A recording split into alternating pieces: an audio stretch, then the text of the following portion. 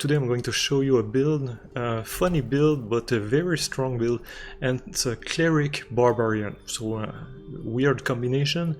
And as a Barbarian you're going to do decent damage on the enemies, and as a Cleric you're going to have a warding bond on each of your allies. So you can see all my allies here have a warding bond, so you're going to reduce the damage taken by your allies by 50%, and the remaining 50% that goes to you will be reduced to 0 in like all cases.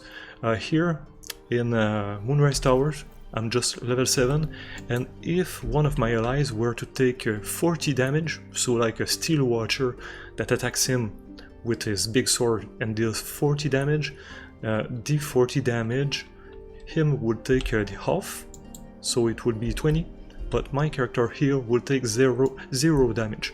And I'm going to show you, let's say I take my archer here, I'm going to throw an arrow here, and you can see he took 9 damage, he took 0 damage, and this, so it's like a 19 divided by 2 equals 9, because it's always rounded at the advantage of the player, and he takes 9. He is supposed to take 9, but the 9 damage, you can see here, 100% of 9 equals 0.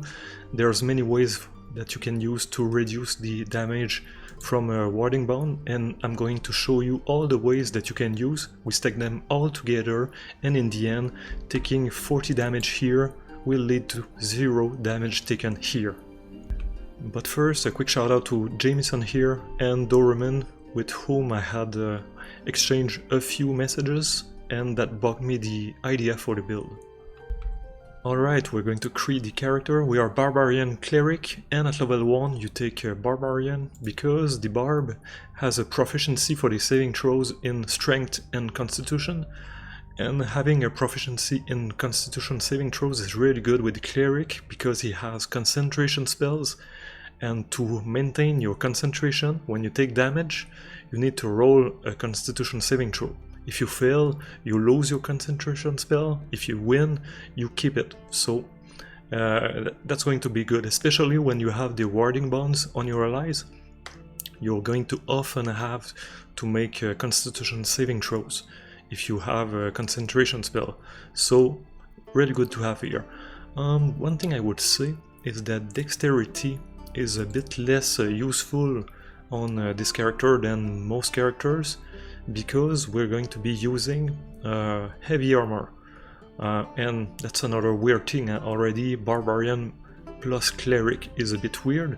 Barbarian with heavy armor seems also weird, because normally having a heavy armor will remove all the advantages that you get with Rage, but I'm going to show you that the main advantage that you get with Rage, well, you won't lose it with heavy armor, and it's going to be really good here. So maybe you can take something like this. Maybe I would say Dexterity is still good for initiative, for moving early during fights, but it's not going to increase your armor class. So we can go with something like this.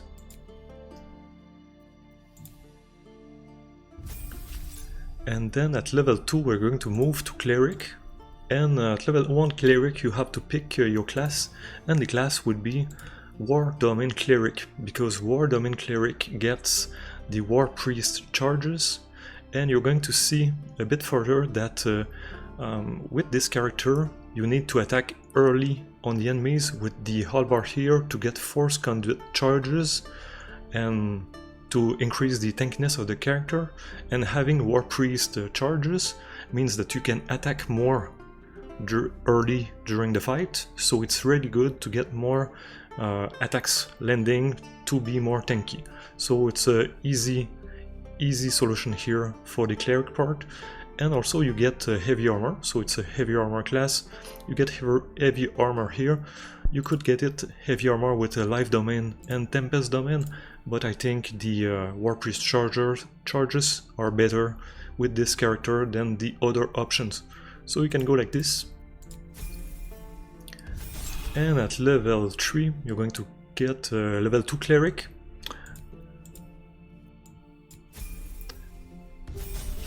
Level 4 you're going to go level 3 Cleric, because at level 3 Cleric you're going to get Warding Bond. So you can now use Warding Bond on all of your allies, so that when they take damage, they take 50% of the damage, and the other 50% of the damage will go to your Barbarian Cleric here. And then starting with next level we're going to start using ways to reduce these 50% damage that lands on our Cleric, to bring it down to 0 eventually. So we go like this at level 3. And level 4, well, level 5, you're going to go level 4 Cleric again for the first feat. And the first feat that you want is Heavy Armor Master. That increases your strength by 1, so that's really good, because you had 17 strength here, you go to 18 strength, so it increases your chance to hit by 5% and the damage that you deal by 1. And increasing your chance to hit is critical here, because like we said, you want to hit early with the halberd to get Force Conduit stacks to be more tanky.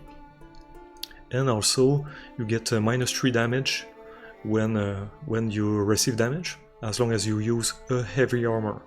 So now if, for example, you were to cast a Warding Bond on an ally, and the ally would take 10 damage, well, the 10 would be reduced to 5, so the ally will take 5 damage, and your character here would take the other 5 damage, but the 5 damage would be reduced by 3, because of the feat here, so that would be 5 minus 3 equal 2 damage that you take.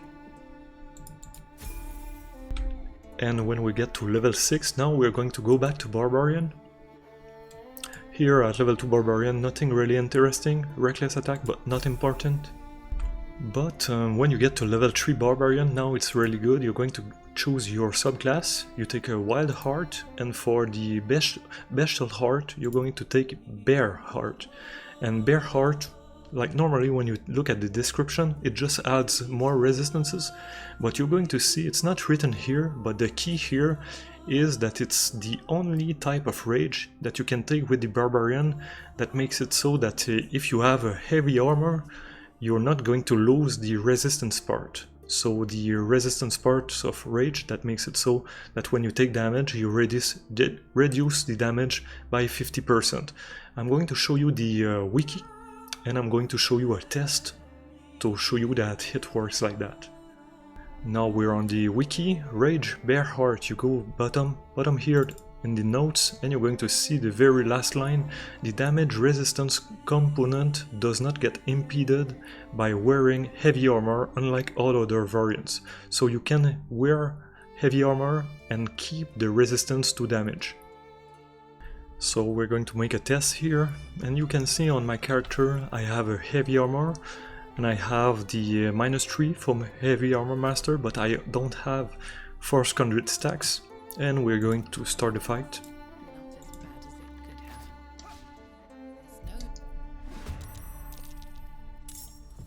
And we do Bear Heart Rage. And now I'm going to throw an arrow on my mage that has a Warding Bond. And you can see 0, 0, it took 2 and 6, and if we look at the 6, like the 6 was reduced to 0 here. So we like 12 damage, reduced by half, he takes 6, the other 6 goes to my character here, and the 6 is reduced to 0, but normally the only damage reduction that I have is the -3 from a Heavy Armor Master. So what happens is the Rage, it reduces the 6 damage by 50% to 3 damage, and then the 3 damage gets reduced by the Heavy Armor Master, so 3 minus 3 equals 0. Which brings us to the next key part of the build, which is the weapon. It's the Skinburster. You can get that halberd in Act 1 in the Githyanki Crash, and what it does is when the wielder deals melee damage with the weapon, they gain 2 turns of Force Conduit, and the turns of Force Conduit will reduce the damage that you take by a number equal to the stacks, and that will work also with Warding Bond. I'm going to show you. I equip that and I'm going to remove my armor, so now I have no damage resistance from heavy armor proficiency and from rage eater. So I'm just going to hit some guy,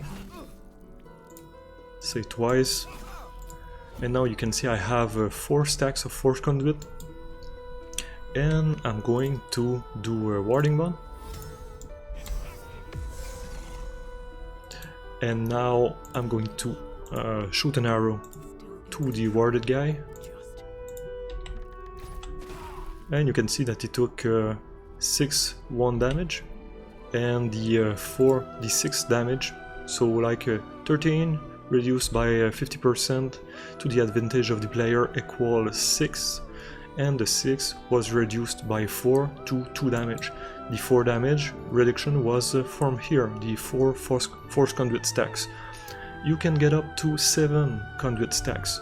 So so 7 would be a reduction of damage of 7. Now if you add the 7 to the 3 damage reduction that you already have from the heavy armor proficiency, well, you're going to get to minus 10. And the next thing that you can do is add a heavy armor that has incoming damage reduction, like this one, adamantine splint armor that you can get in Act 1 at the end of Act 1 in the Grimforge. So now we're at minus 7 from the stacks, minus 3 from heavy armor master, and minus 2 from the splint armor for a minus 12 damage. So now if we redo the math again, let's say this was like a Steel Watcher. The Steel Watcher attacks my guy here and deals 40 damage. 40 damage, but he has Warding Bond. So the 40 damage gets reduced by 50%. So he gets to 20 damage. He takes 20 damage, and my Cleric takes 20 damage. But now my Cleric is a Cleric Barbarian with Rage, and Rage reduces the damage by 50% also. So the 20 gets reduced by 50% to 10. And now we have to reduce the fixed damage reduction. So the 10 gets reduced by the 7, well, let's say the 5 damage from Heavy Armor Master and the Splint Armor themselves. So minus 3 minus 2 equals 5 remaining damage, and the 5 remaining damage gets reduced the Force Conduit stacks. So if I have 5 stacks or more here, 5 equals 0, so 40 damage, he takes 0. So we can see that this combination with Barbarian Rage and all the damage reduction items and Warding Bond is extremely powerful to reduce the damage that your party takes. You act as the damage sponge, but the sponge, the damage that you receive, well, it just gets reduced to 0. And you can see here, Warding Bond, you can just cast it on as many characters as you like, as it's not a concentration spell. You can see, I cast it here, this one didn't lose it, I cast it here, these didn't lose it, they all have Warding Bond right now. And now we're going to look at the next levels and maybe some items that will make this build even stronger.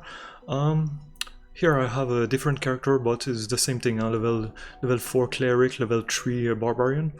You get to level 8, I would suggest going back to keeping the Barbarian levels, and we're going to get our second feed, and here I would suggest getting a strength to 20, so that you get 1 additional damage and mainly plus 5% chance to hit, because as we said, hitting the enemies with Skinburster is key here to get Force Conduit stacks fast, because if you miss the enemies you're not going to get your stacks, and getting your stacks is the way to get your build much tankier.